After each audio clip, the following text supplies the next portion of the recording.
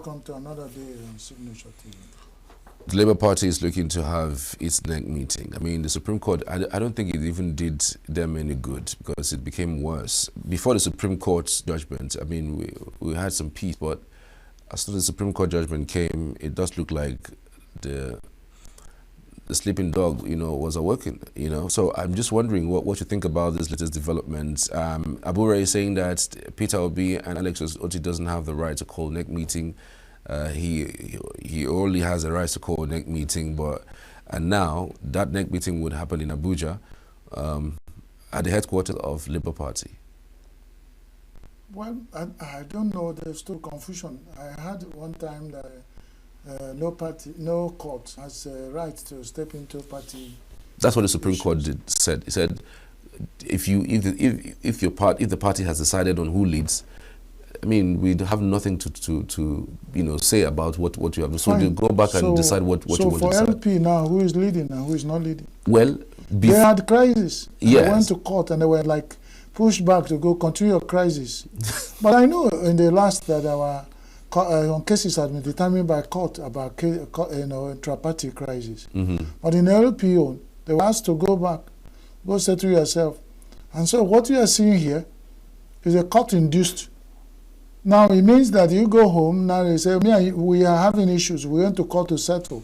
The court said, issue of signature newspaper review, court does not have any issue. So go and settle. And the same issue we have brought to court, we took back home. So it's a fight for all. I decided to call my next meeting, you call your own, and we are reviewing about it. So what are we reviewing? What are we talking about?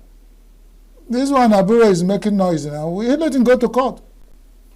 Because they say the court is the last hope of common man, or even the big men. But you can see in their own case, neither the court nor anywhere, neither big or small, has any case on the court on this. So it continues. The akakaka bajiaka, that's what they've been told. Whoever the bigger power. So whoever calls a neck and you have more attendance. And then it's a calculated attempt. I've said this several times and I'll continue to say it.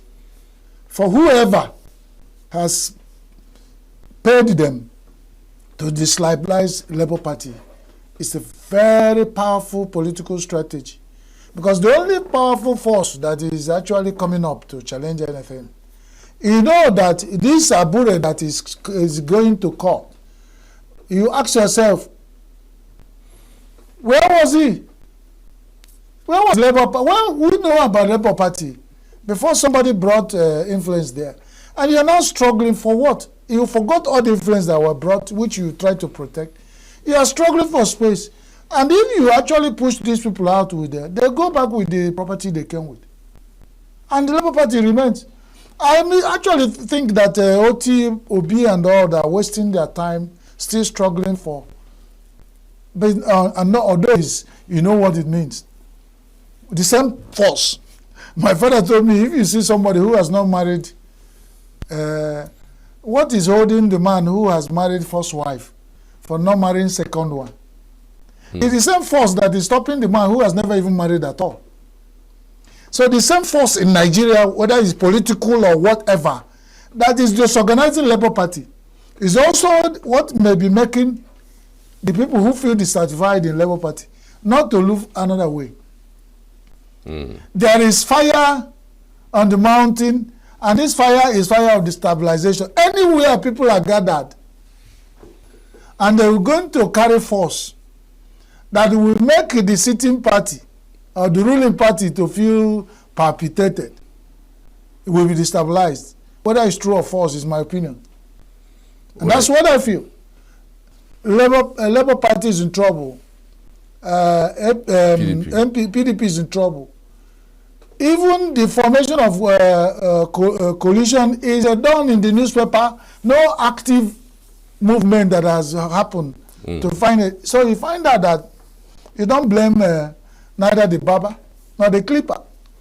Right. I mean, this is, I don't know whether the Constitution even captures this. Abuja had finished his tenure, and then as the chairman of the party, he failed to conduct another election that would bring up another chairman, because of course you don't stay there permanently. His tenure actually elapsed.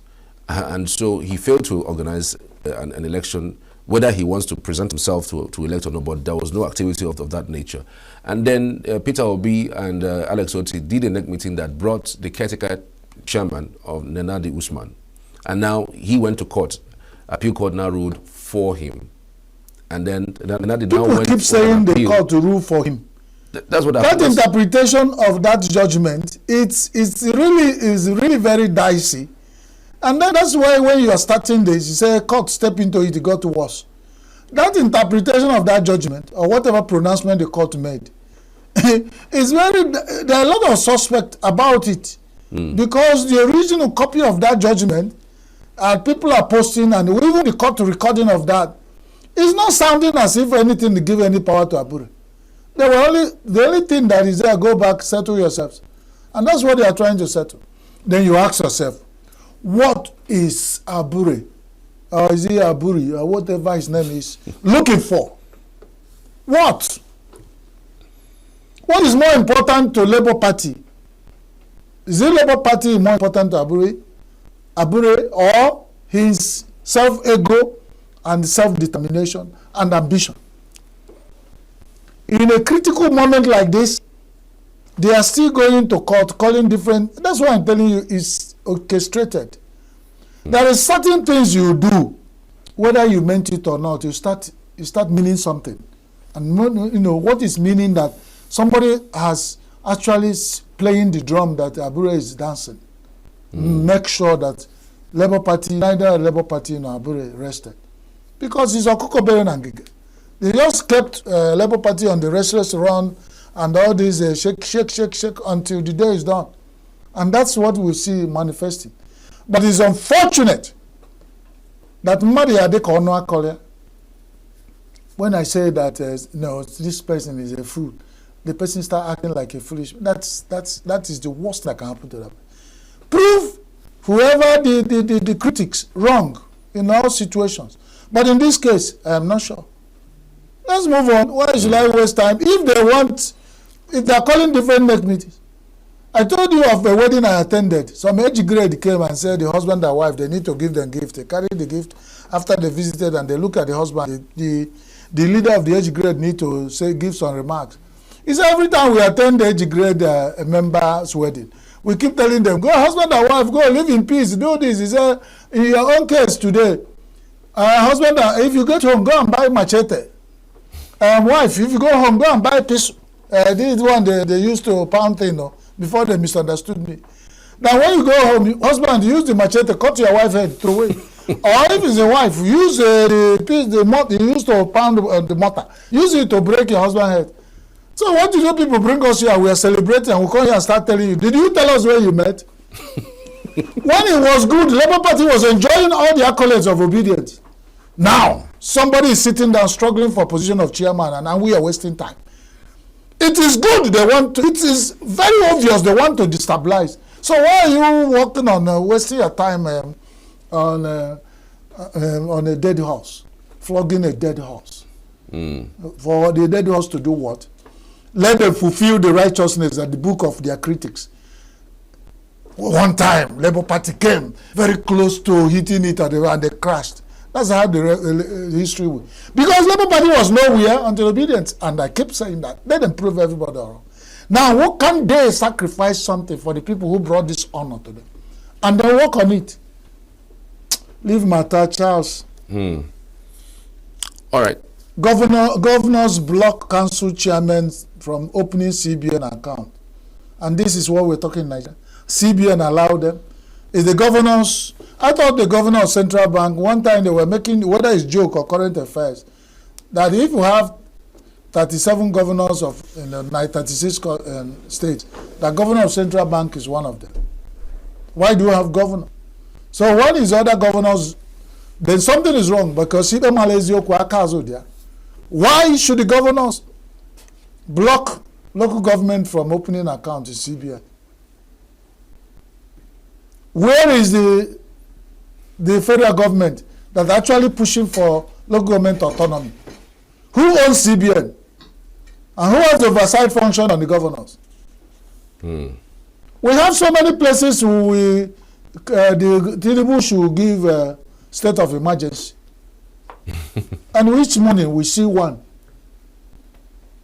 State of emergency should be declared that local government should be allowed to open accounts with CBN so that we know whether that dividend of democracy that will start with the grassroots local government councils should reach the people. Otherwise, we are talking to ourselves and wasting time in deception. Because at the point, it was like the federal government was on the lead of local government autonomy. At a point, it started watering down. And nothing is being, is being hired again from the federal government. The SSG, the secretary to the federal government, was at the top of it. The attorney general, they were all giving the guidelines and making statements. Why did they suddenly go in Kuwait? They're not talking again. Why did they go silent? And CBN and the governors now are deciding that local government should. So what are we talking about?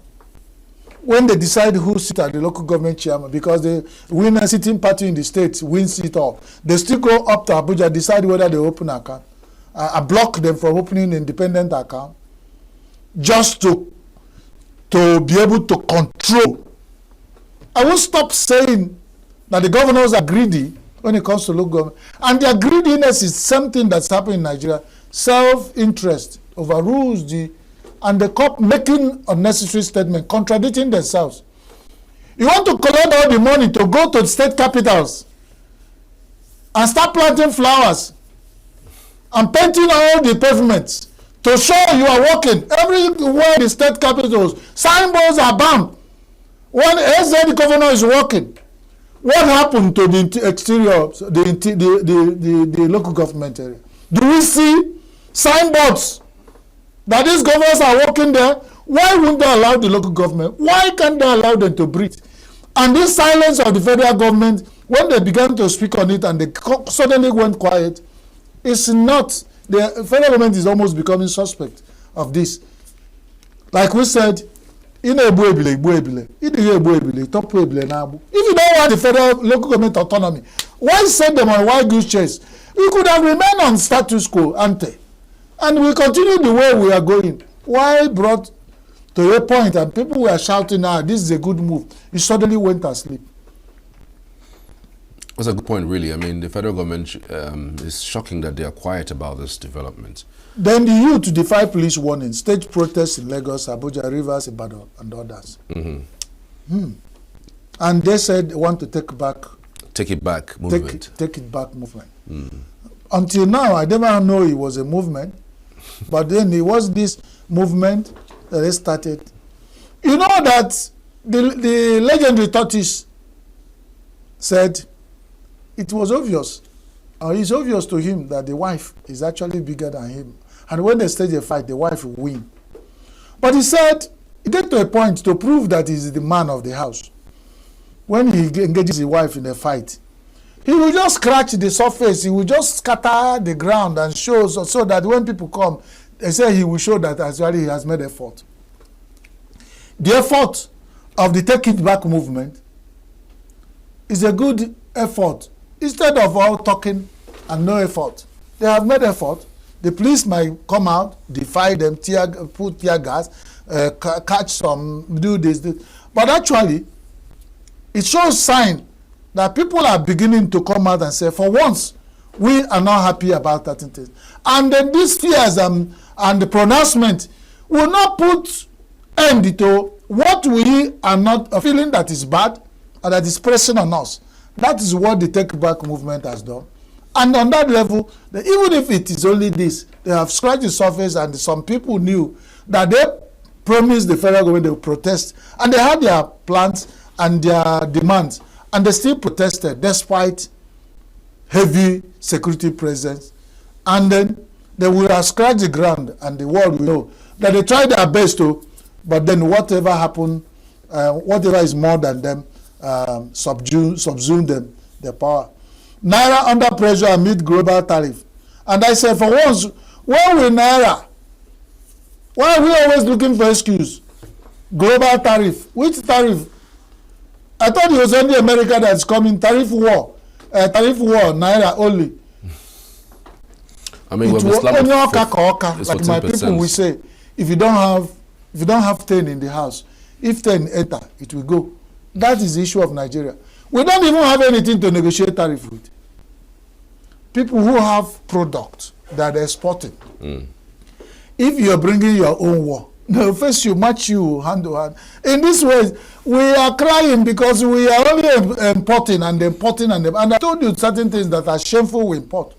Toothpick, biscuits, handkerchiefs, we import.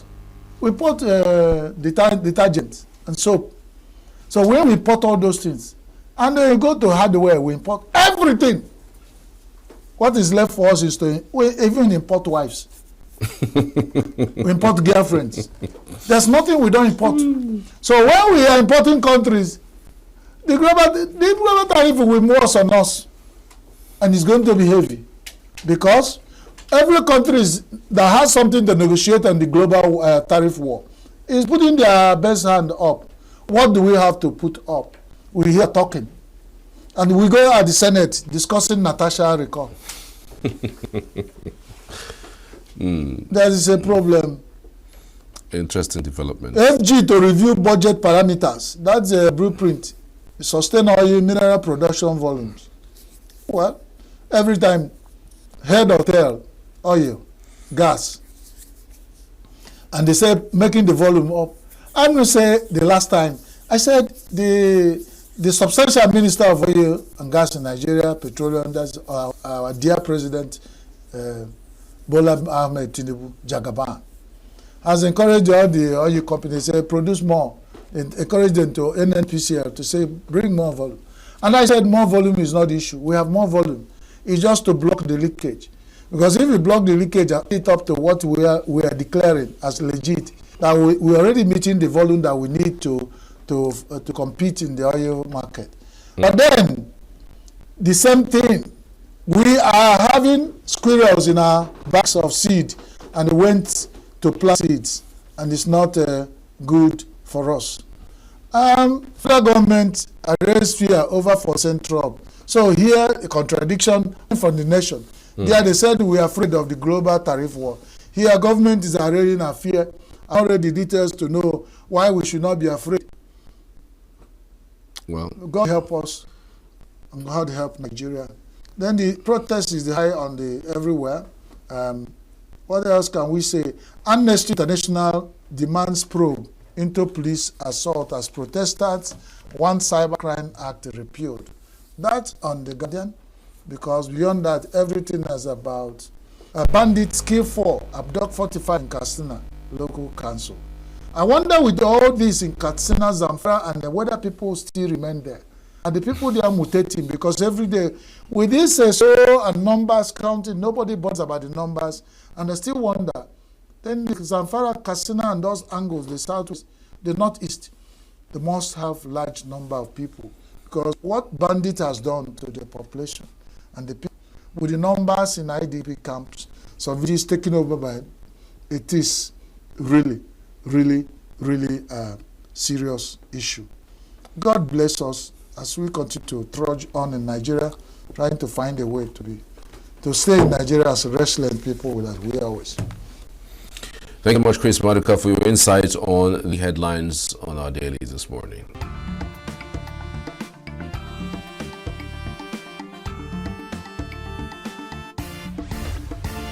Signature TV, news in your pocket.